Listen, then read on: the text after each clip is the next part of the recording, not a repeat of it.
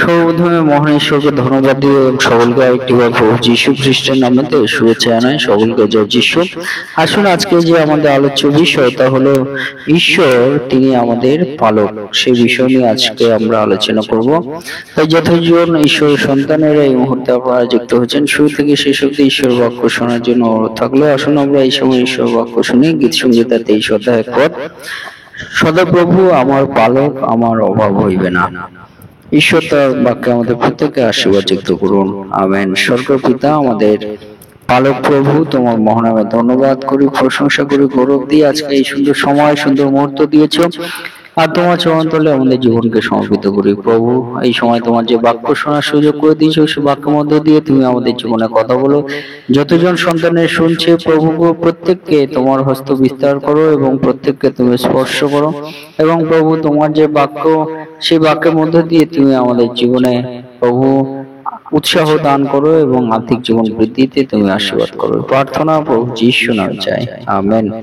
জয় যীশু, জয় যীশু। আজকে আমরা দেখি যে ঈশ্বর, তিনি আমাদেরকে বলছেন তিনি আমাদের পালক আর আমাদের অভাব হইবে না। আর এই বিষয়ের মধ্যে দিয়ে ঈশ্বর তিনি আমাদের কি বলতে চান? প্রথম যে বিষয় বলতে চাই যে ঈশ্বর, তিনি আমাদেরকে বলতে চান যে তিনি আমাদের ব্যক্তিগতভাবে আমাদের যত্ন নেন। ঈশ্বর আমার পালক, আমার অভাব হইবে না। অর্থাৎ যিনি আমার ঈশ্বর, তিনি আমার পালক, আমার প্রধান, আর তিনি আমার অভাব সকল দূর করবেন। আর এর মধ্য দিয়ে পিতা ঈশ্বর, তিনি আমাদেরকে বলতে চান যে তিনি আমাদের ব্যক্তিগত যত্ন তিনি আমাদের নিয়ে থাকেন। ব্যক্তিগতভাবে তিনি আমাদেরকে গুরুত্ব দিয়ে থাকেন, ব্যক্তিগতভাবে তিনি আমাদেরকে সাহায্য করে থাকেন, আমাদের যত্ন সকল তিনি নিয়ে থাকেন। হালেলুয়া। আর সে যেমন আমরা দেখি যে পালক, যেমন মেষ পালক যখন, যেমন যে ভেড়া আছে সেই ভেড়ার পালকে যেমন পরিচালনা করে এবং তাদেরকে সুন্দরভাবে তাদের বিষয়গুলো জানে এবং তাদের কোথায় খাবার আছে, সেই পালক সেই ভেড়ার পালকে যেমন সেই খাদ্যের, যেখানে তাদের খাবারের দরকার আছে সেই জায়গায় নিয়ে গিয়ে তাদের সেই খাবার জুগিয়ে দিতে সাহায্য করে। সেদিকভাবে ঈশ্বর, তিনি আমাদের জানেন যে আমাদের কোথায় খাদ্য আছে, সেই জায়গায় আমাদের সেই খাদ্যের যোগান তিনি দিয়ে থাকেন। আর সে মধ্য দিয়ে বিদেশে কিন্তু ব্যক্তিগতভাবে আমাদের যত্ন নিয়ে থাকেন। একজন মেষপালক যেমন যত্ন নেন, ঈশ্বর তিনি আমাদের যত্ন নিয়ে থাকেন। হালেলুয়া। 2 নম্বর বিষয়, আমরা যেন ঈশ্বরকে আমরা বিশ্বাস করি যে ঈশ্বর তিনি আমাদের সমস্ত কিছু জুগিয়ে দেবেন। হতে পারে আমাদের যে যোগানের প্রয়োজন, আমাদের শারীরিক বিষয় সকল যা কিছু আমাদের খাদ্যের প্রয়োজন, পিতা ঈশ্বর সেগুলো আমাদের জুগিয়ে দেবেন। যেমন এবং সেই সঙ্গে সঙ্গে আমাদের আর্থিক খাদ্য প্রয়োজনও আছে, সে বিষয় কিন্তু পিতা ঈশ্বর তিনি আমাদের জুগিয়ে দেবেন। যে সদাপ্রভু আমার পালক, আমার অভাব হবে না। কিসে আমার অভাব? যদি শারীরিক দিক থেকে আমার খাদ্যের অভাব থাকে, ঈশ্বর তিনি জুগিয়ে দেবেন। আর যদি আমার অভাব থাকে আর্থিক দিকে, মানসিক দিকে, সেই খাদ্য ঈশ্বর তিনি আমাদের জুগিয়ে দেবেন। হালেলুয়া। সে বিষয় কিন্তু এই বাক্যের মধ্যে দিয়ে পিতা ঈশ্বর তিনি আমাদেরকে বলতে চান। যেমন আজকে আপনাদেরকে বলতে চাই যে এলাইজা বা এলিও, তার বিষয় আপনাদেরকে বলতে চাই যে এলিও তিনি যে দেশে তিনি থাকতেন, আর সেই দেশে এক রাজা ছিলেন, আর সেই রাজার নাম ছিল আহাব রাজা। আর সেই রাজা তিনি কি করেছেন?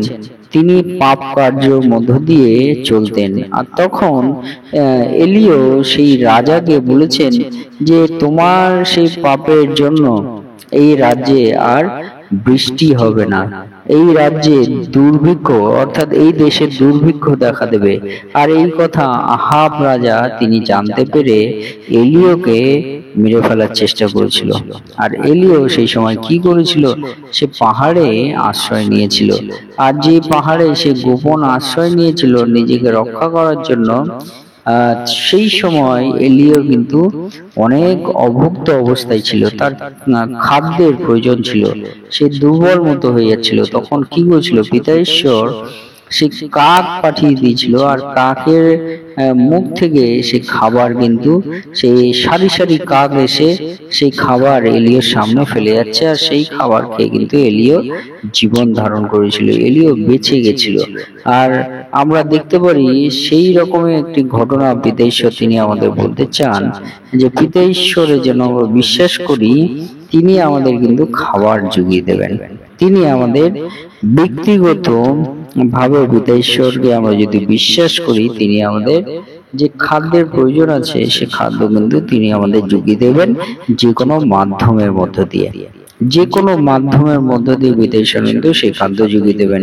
আরেকটি ঘটনা আপনাদেরকে বলি, মসির সময় যখন মসি সেই মিশ্রীয় দেশ থেকে ইসরায়েলদের উদ্ধার করে সে কনান দেশের উদ্দেশ্যে যাত্রা শুরু করেছিল, আর সেই সময় কি হয়েছিল যে মসির সঙ্গে যে লক্ষ লক্ষ ইসরায়েল সন্তানেরা ছিল, তারা অভিযোগ জানাচ্ছে যে আমরা এই মরু প্রান্তরে আমরা খাদ্যের অভাবে আমরা প্রায় মৃত, প্রায় আমরা মারা যাব, আমরা আর বাঁচবো না, আমাদের খাদ্য তুমি জুগিয়ে দাও।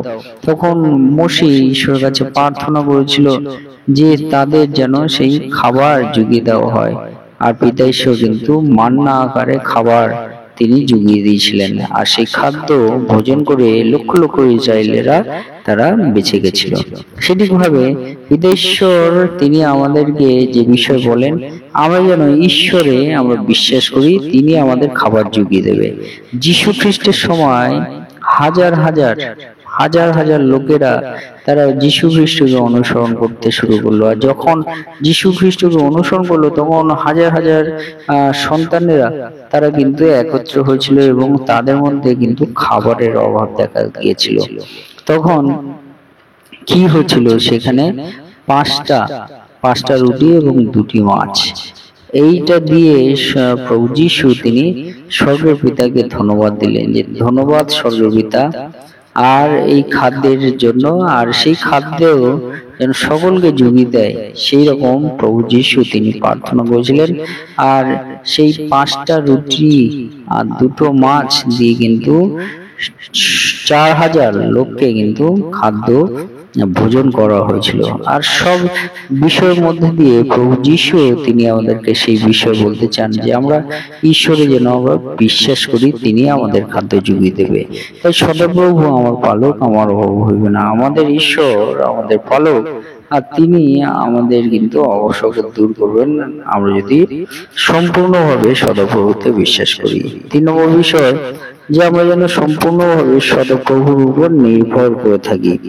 যেমন একটা ভেড়া ডিপেন্ড করে থাকে তার রাখালের উপর, সেটিভাবে আমাদের বিশ্বাসী সকল বিশ্বাসী সন্তানদেরকেও ঈশ্বরের উপর যেন আমরা আমাদের জীবনের প্রত্যেকটা ক্ষেত্রে বা দৃষ্টিভঙ্গিতে যেন আমরা সদাপ্রভুতে আমরা যেন বিশ্বাস করে থাকি।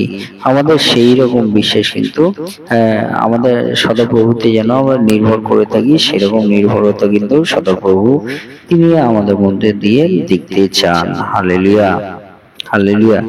আর একটি বিষয় পিতা ঈশ্বর তিনি আমাদেরকে বলেন যেন আমরা সেই আমাদের প্রভু যীশুকে যেন আমরা অনুসরণ করে চলি।